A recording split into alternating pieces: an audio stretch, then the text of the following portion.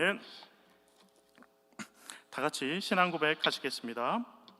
나는 전능하신 아버지 하나님 천지의 창조주를 믿습니다. 나는 그의 유일하신 아들 우리 주 예수 그리스도를 믿습니다.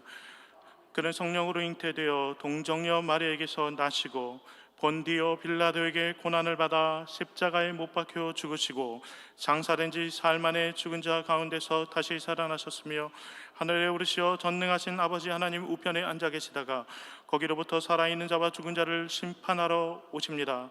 나는 성령을 믿으며 거룩한 공교회와 성도의 교제와 죄를 용서받는 것과 몸의 부활과 영생을 믿습니다. 아멘. 오늘 선포될 하나님의 말씀은 사무엘상 11장 11절부터 15절 말씀입니다.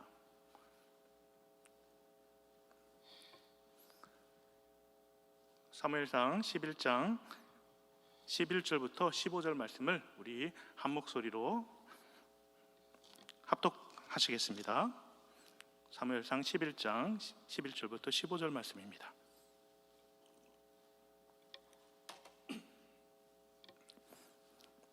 이튿날 사울이 백성을 3대로 나누고 새벽에 적진 한가운데로 들어가서 날이 더울 때까지 암몬 사람들을 치매 남은 자가 다 흩어져서 둘도 함께한 자가 없었더라. 백성이 사무엘에게 이르되 사울이 어찌 우리를 다스리겠느냐 한 자가 누구니이까? 그들을 끌어내소서 우리가 죽이겠나이다. 사울이 이르되 이날에는 사람을 죽이지 못하리니 여호와께서 오늘 이스라엘 중에 구원을 베푸셨습니다. 사무엘이 백성에게 이르되 오라 우리가 길갈로 가서 나라를 새롭게 하자. 모든 백성이 길갈로 가서 거기서 여호와 앞에서 사울을 왕으로 삼고 길갈에서 여호와 앞에 화목제를 드리고 사울과 이스라엘 모든 사람이 거기서 크게 기뻐하니라. 아멘. 날씨가 많이 쌀쌀해졌습니다. 계절이 변하듯이 우리에게도 하나님의 영이 임하여서 새 사람 되는 그 놀라운 역사가 날마다 일어나기를 축복합니다. 우리 앞뒤 서로 인사하겠습니다. 사랑합니다. 축복합니다. 네. 오늘 오라 우리가 나라를 새롭게 하자라는 말씀으로 사무엘상 11장 말씀을 함께 보도록 하겠습니다. 지난 시간의 이야기에서 하나님의 영의 사울은 크게 감동이 되었습니다. 그런 사울은 암몬 족속의 침략에 대해서 거룩한 분노를 품었습니다. 그리고 먼저 희생했고 먼저 선봉에 섰습니다. 그리고 위대한 승리를 오늘 본문의 11절처럼 위대한 승리를 얻었습니다. 그 기세등등하던 암몬 사람들은 크게 패하였고 다 흩어져서 둘도 함께한 자가 없더라 라고 성경은 분명하게 기록하고 있습니다. 저는 대학 시절 시오노 나나미라는 일본 작가의 책을 여러 번 읽었습니다. 특히 로마 역사에 있었던 여러 전쟁들이 있습니다. 카르타고의 한니발과의 포에니 전쟁, 그리고 클레오파트라의 이집트를 사이에 둔 악티움 해전 등 굵직굵직한 전쟁을 생생하게 설명하고 그 전쟁의 승패 요인을 분석하는 그런 작가의 안목이 너무 놀라웠습니다. 그렇다면 오늘 본문에서의 사울을 진정한 왕으로 등극시킨 아마 그의 인생에서 가장 중요한 전쟁, 이 암몬과의 전쟁에서 가장 결정적인 장면은 무엇이었을까요? 새벽에 급습했던 사울의 지략이었을까요? 아니면 날씨나 또 길라앗 야베스의 지정학적 환경이었을까요? 저는 그 전투의 가장 결정적인 장면을 사울이 품었던 거룩한 분노, 그리고 그의 소중한 소 한 결이, 소 두 마리를 먼저 희생하는 그 희생의 모범, 그리고 전쟁에 앞장섰던 그 리더십이라고 생각을 합니다. 하지만 그것은 현상일 뿐이었고 사울의 내면에는 또 다른 원인이 있었습니다. 그가 그럴 수 있었던 이유는 따로 있었습니다. 사울은 사무엘을 만난 후 조금씩 여호와 하나님을 깨달아 알게 되었습니다. 하나님이 어떤 분이신지 인격적으로 만나게 되었던 것입니다.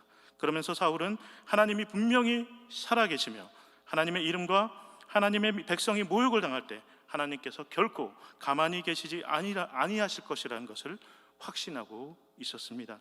그 믿음이 있었기 때문에 분노할 수 있었습니다. 그리고 먼저 희생할 수 있었습니다.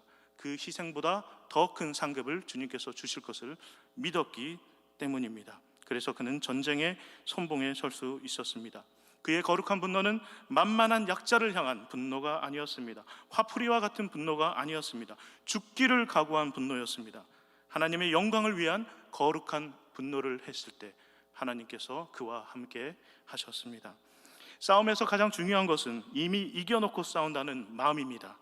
불타오르는 전이라고 그러죠. 군인들의 사기, 즉 싸움의 승리를 향한 커다란 확신입니다.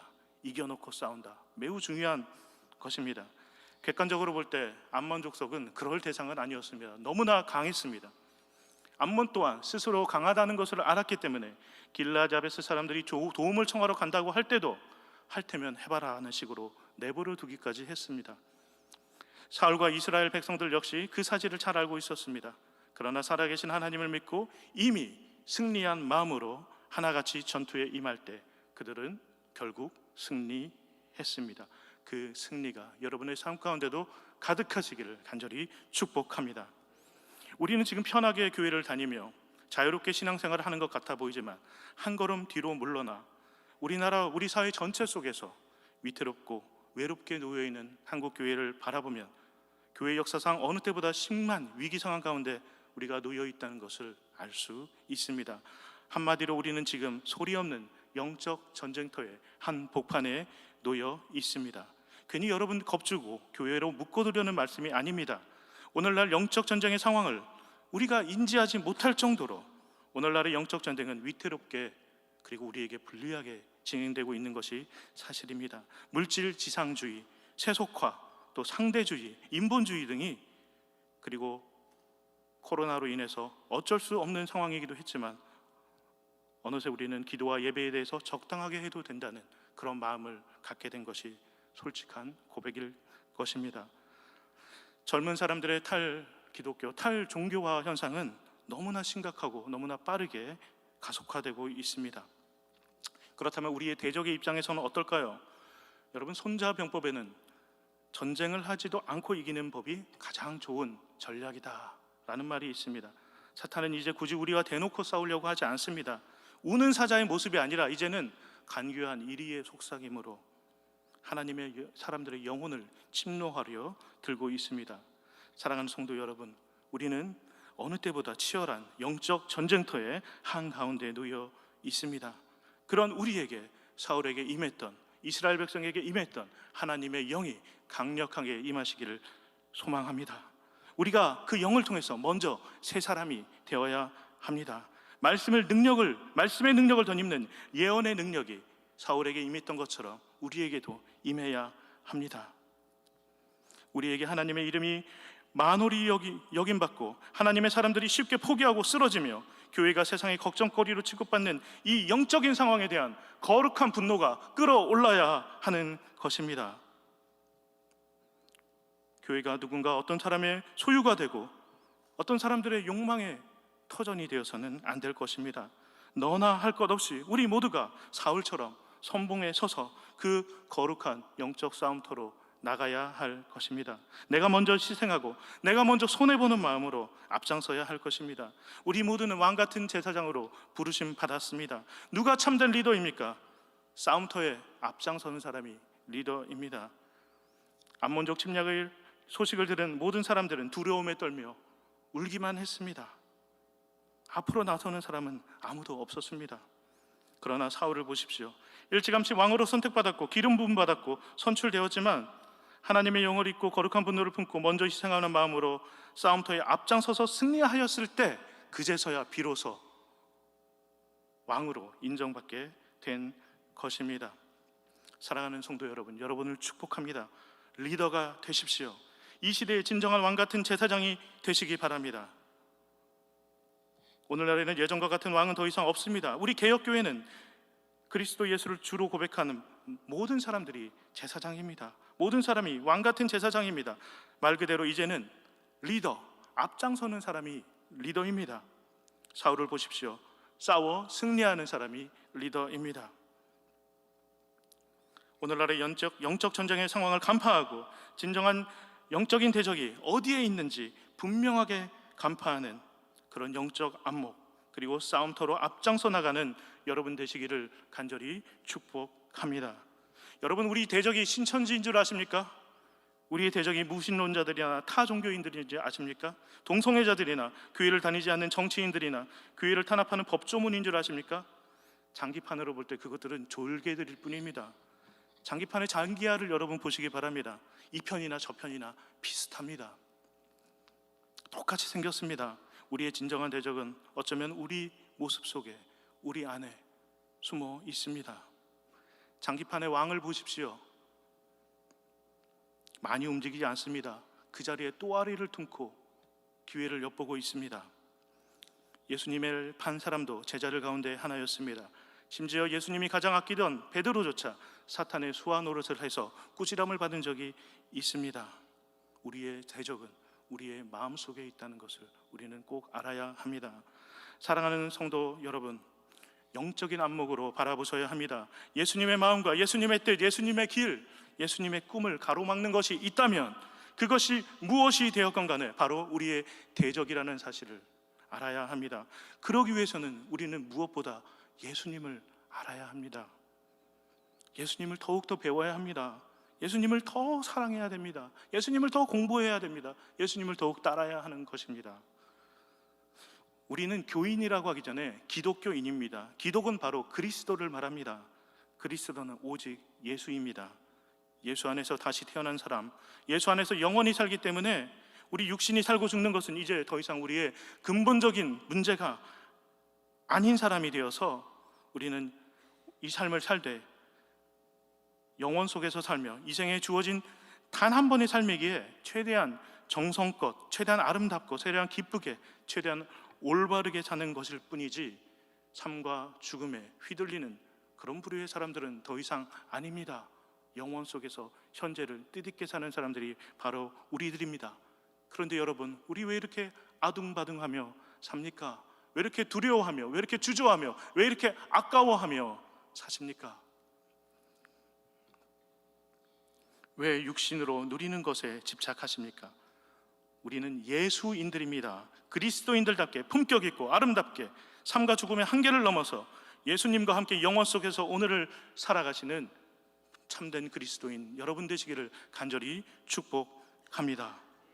무엇을 아까워하십니까? 무엇을 두려워하십니까? 혹시 그 아까워하고 두려워하는 것 때문에 한 발짝 앞으로 못 나가고 계시지는 않습니까? 만약 사울이 그 소 한 결이 얼마나 소중한 친구들이었겠습니까? 그 소 두 마리를 아까워했더라면, 두려워서 암몬과의 전쟁에 모든 사람들이 다 그렇게 생각했으니까 두려워서 출전하지 못하고 그 자리에 주저앉았더라면 이와 같은 승리를 맛보진 못했을 것이고 왕으로 인정받지도 못했을 것입니다. 지난 수요일 설교의 말씀대로 우리 것은 없습니다. 다 내어놓고 아까워하지 말고 두려워하지 말고 영적 전쟁의 선봉으로 나가시는 여러분 되시기를 축복합니다.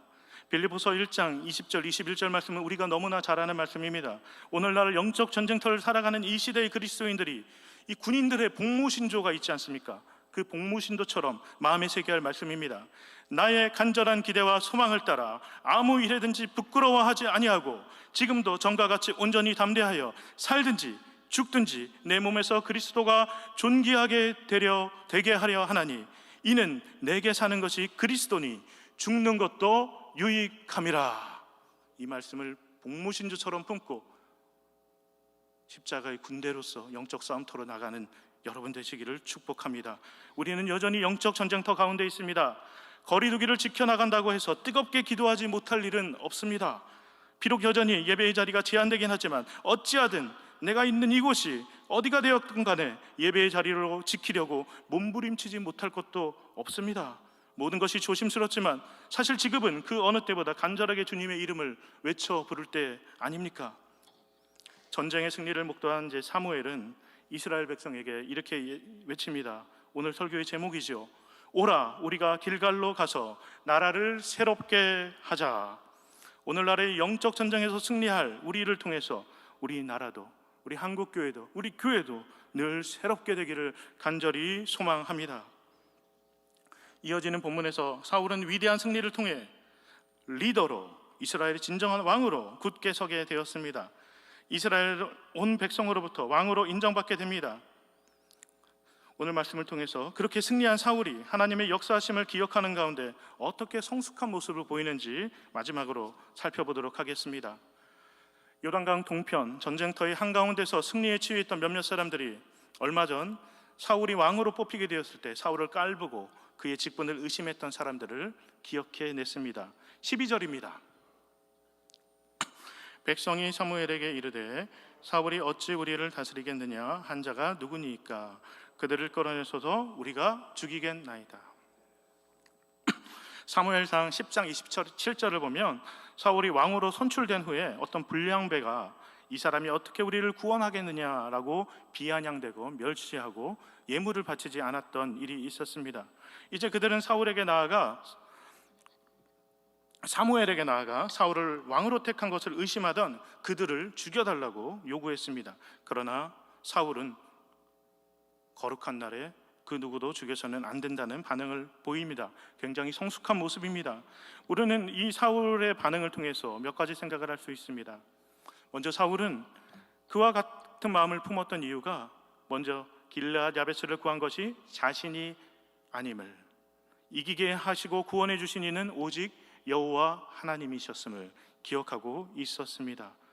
여러분, 사람이 아무리 훌륭해도, 사람들에게 아무리 큰 능력들이 있어도 교회를 세우시고 복 주시고 승리케 하시는 분은 오직 여호와 하나님이십니다. 전쟁의 선봉에 섰던 사울은 누구보다 그 사실을 더 잘 알고 있었습니다. 그리고 사울은 이제 진정한 왕으로 세움받게 되었습니다. 충분히 용서할 수 있는 넉넉한 자리에 올랐습니다. 사랑하는 여러분, 용서는 넉넉한 마음으로 하는 것입니다. 용서받을 사람은 용서받을 준비가 되지도 않았는데 용서할 수는 없는 것이지요. 혹은 아직 마음속으로는 용서하지 못했는데 내가 기독교인이니까, 교인이니까 그런 마음으로 억지로 용서하는 것도 참된 용서가 아닙니다. 그런 마음의 이면에는 혹시 그냥 그 마음, 그 사람을 그냥 잊어버리고 싶어서 그렇게 넘어가는 것입니다. 하지만 그 용서하지 못한 마음은 우리 마음 깊은 곳에 있어서 막 불쑥불쑥 솟아오릅니다. 그것은 참된 용서가 아닙니다. 진정한 용서를 위해서는 두 가지 조건이 필요합니다. 먼저 잘못한 사람이 분명하게 용서를 구해야 합니다. 또한 내가 용서할 만한 넉넉한 마음 상태에 있어야지 용서가 됩니다.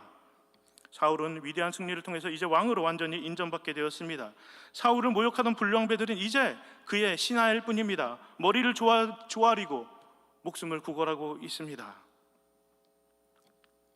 그럴 때 이제 사울은 편안한 마음으로 용서를 하고 함께 화합을 이루고 함께 온 백성이 기뻐할 수 있게 된 것입니다. 만일 사울이 왕으로 선출되고도 암몬과의 전쟁을 피하며 유약한 왕으로 소나치는 모습으로 남아있다고 생각해 보시기 바랍니다. 용서는커녕 저 사람들의 말 때문에 내가 지금 이 모양 이 꼴이라고 생각하면서 평생 원수로 생각했을 것입니다. 그러나 이제 왕으로 인정받은 사울은 넉넉한 마음으로 이렇게 말합니다. 13절입니다. 사울이 이르되 이날에는 사람을 죽이지 못하리니 여호와께서 오늘 이스라엘 중에 구원을 베푸셨습니다. 맞습니다. 사랑하는 성도 여러분, 용서의 사람이 되고 싶지 않은 사람이 어디 있겠습니까? 여러분들 안에 아직도 화해하지 못한 인연들, 용서하지 못한 과거의 기억들이 분명히 있으실 것입니다. 나와 인연이 닿은 모든 사람들과 잘 지내고 싶지 않은 사람이 어디 있겠습니까? 그러나 우리들의 삶 가운데는 여전히 불편한 사람들이 있지요.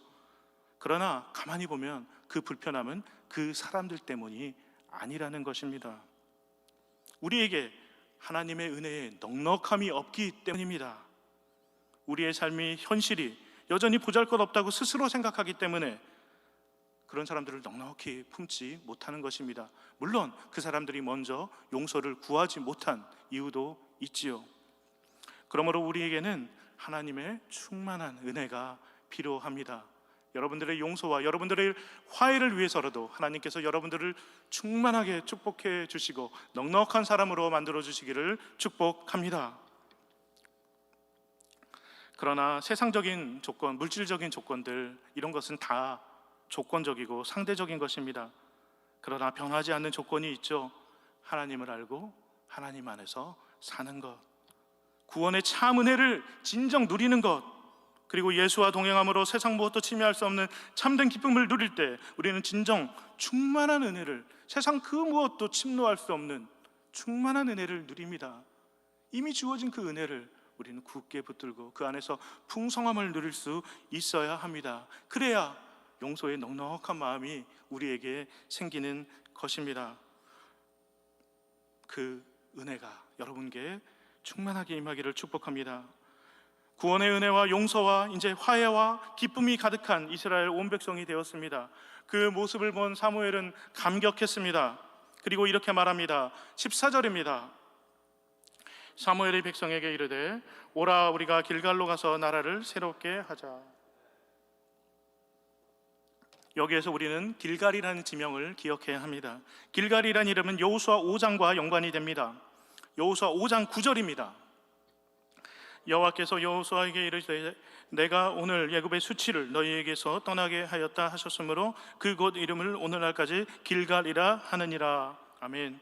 길갈은 애굽 노예 백성의 수치를 깨끗하게 씻어주셨던 하나님의 위대한 역사의 현장이었습니다. 암몬과의 전쟁의 승리는 그때와 같은 또 다른 감격의 순간이 되었다는 것입니다. 하나님은 그의 백성에게 길갈의 감격을 계속하여 반복적으로 이루어 주십니다. 오늘날의 우리에게도 새로운 길갈의 승리를 베푸시고 믿음의 자손들로서 수치스러웠던 모든 것을 깨끗이 떠나가게 하실 것을 믿습니다. 승리 후에 백성들은 길갈로 모였습니다. 15절입니다. 모든 백성이 길갈로 가서 거기서 여호와 앞에서 사울을 왕으로 삼고 길갈에서 여호와 앞에 화목제를 드리고 사울과 이스라엘 모든 사람들이 거기서 크게 기뻐하니라. 아멘. 승리한 이스라엘 백성들은 길갈에서 하나님 앞에 섭니다. 그리고 다시금 사울을 왕으로 세웠습니다. 여호와 앞에 화목제를 드립니다. 사울과 이스라엘 모든 사람들이 거기서 크게 기뻐합니다. 얼마나 아름다운 장면입니까? 하나님의 영이 임한 사람에게 일어나는 놀라운 열매들입니다. 하나님 앞에 기쁜 마음으로 당당히 서는 것, 화목제의 예배를 드리고 모든 사람들이 함께 기뻐하는 그런 순간들 말입니다. 그런 아름다운 역사가 여러분들의 삶의 순간마다 가득하기를 간절히 축복합니다.